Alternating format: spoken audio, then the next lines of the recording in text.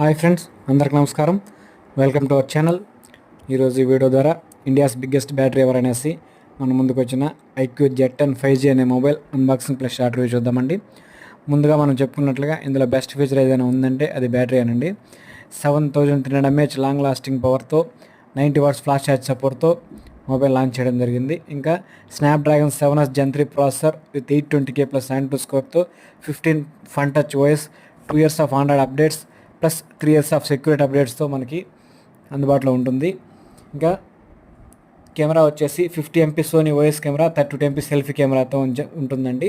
ఇంకా ఇందులో మొబైల్తో పాటుగా బాక్స్లో silicone pouch, user manual, type C cable, USB charger, sim ejector tool ఇవ్వడం జరిగింది.